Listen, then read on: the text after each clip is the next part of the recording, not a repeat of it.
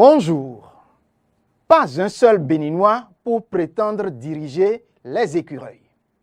Ils sont 6, tous des expatriés ayant déposé leur dossier de candidature pour postuler au poste de sélectionneur national du Bénin.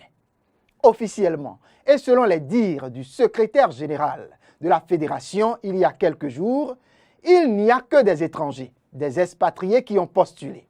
Ils sont portugais, français et anglais. Et oui, vous avez très bien entendu, pas un seul Béninois n'a cherché à essayer de tenter de voir, trop de français.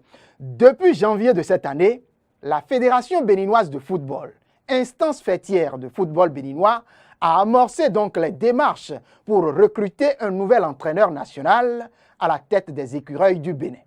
La succession du français Michel Dussuyer est ainsi enclenchée. À cet effet, alors que la Fédération béninoise de football et même le gouvernement ont laissé surgir leur envie de qualification, bien évidemment pour les prochaines joutes continentales, voire internationales, l'appétit ne semble pas se noter chez les entraîneurs béninois. La preuve, pas un seul local n'a voulu endosser la lourde tunique de sélectionneur des Écureuils. Qu'est-ce qui s'est réellement passé, peut-on se demander. Je ne sais pas si c'est par peur de mal faire ou c'est le groupe de mots haut standing qui fait peur aux nôtres, à moins que ce ne soit par manque d'ambition ou du niveau de nos entraîneurs. Faudra-t-il forcément avoir une licence de type A ou de type pro pour être un bon ou plutôt excellent entraîneur? Ma foi, je pense que tout est dans la tête. Parce que avoir la liste des anciens joueurs béninois tels que Titou Rachad, Amadou Moudachirou et bien d'autres qui depuis plusieurs années se consacrent à ce métier et à se rappeler les autres qui sont des sélectionneurs locaux tels que Émile Enassouan, Stanislas Akili, Moussa Latoundji par exemple, je me dis forcément qu'il y a un problème. Bon, je comprends le cas Moussa Latoundji, à qui d'ailleurs on a promis de faire partie de l'encadrement technique des Écureuils, selon les propos de Claude Paqui.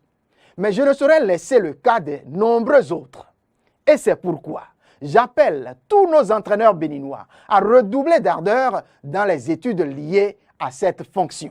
D'ailleurs, ils sont très rares, les entraîneurs béninois dont on peut citer aujourd'hui les noms ici, qui ont fait leurs preuves à l'étranger, tout au moins dans les pays voisins. Et comme on le dit souvent, seul le travail paye. Autant vous demandez à vos joueurs de progresser, autant vous-même vous devez chercher à exceller. Il n'est jamais trop tard pour mieux faire et on ne finit jamais d'apprendre.